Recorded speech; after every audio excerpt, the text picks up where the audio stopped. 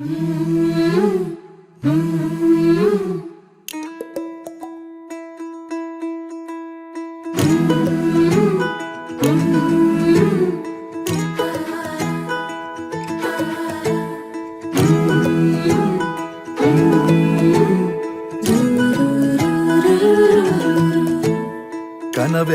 நிஜமாக ஒரு நாளும் ஆகும், கவலைகள் பஞ்சாக பறந்தே போகும். பொழுதெல்லாம் புதுசாக பொலிவாக மாறும், எண்ணங்கள் நலமாக இருந்தா போதும். அழகான குயிலால ஒன்னாக வாழும், திசையெல்லாம் பறந்தாலும் கூடொன்னு வேணும். ஆஹா இது போதும். கனவெல்லாம் நிஜமாக ஒரு நாளும் ஆகும், கவலைகள் பஞ்சாக பறந்தே போகும்.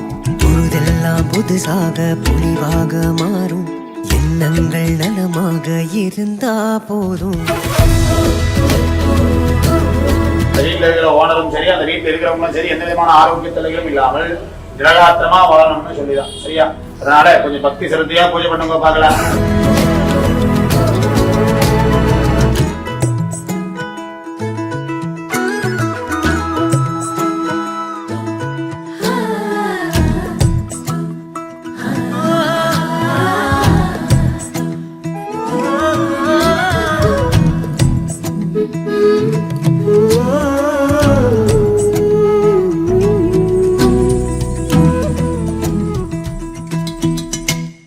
ஆசைக்கும் எல்லைகள் உள்ளதா, காற்றுக்கு வேலையும் நல்லதா, கண்களும் சுமக்குமே கனவுகள். காற்றில் கலந்திருக்கக்கூடிய சுவாமி, அதாவது பிம்பஸ்வரூபமாக இருக்கக்கூடிய சுவாமியை இந்த நேரத்தில் கும்பஸ்வரூபமா ஆவாகனம் பண்ணுவோம். நித்தமும் 100 கனவுகள், நம்பிக்கை நீளும் இரவுகள்.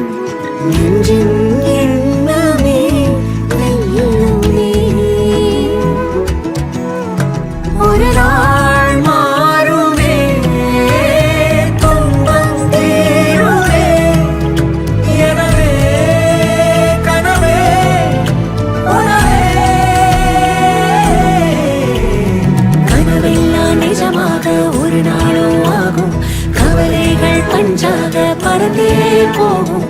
லட்சுமி தேவி வச்சுக்கிட்ட ஒருத்தர் பஞ்சிரமும் பேடனும் இச்சா கோமியமும் சாணியும் கொடுக்கும். அந்த கோமிய சாணத்தில் தெளிச்சு அந்த சாணத்தை தான் மண்ணெடுப்புக்கு மேல மூட்டணும். இன்னைக்கு நாள்ல ஓனரமா தான் அதெல்லாம் செய்யணும். சாணியை மூட்டணும். சாணியில மண்ணெடுப்பு செஞ்சு அந்த மண்ணெடுப்புல தான் இந்த விறக ஹோமம் செஞ்ச விறக வச்சு பால் காய்ச்சும். டெக்னாலஜி இம்ப்ரூவ்மெண்ட் சொல்ல இது எக்ஸ்ட்ராடினரி டெக்னாலஜி இம்ப்ரூவ்மெண்ட். பொழுதெல்லாம் புதுசாக பொலிவாக மாறும், எண்ணங்கள் நலமாக இருந்தா போதும்.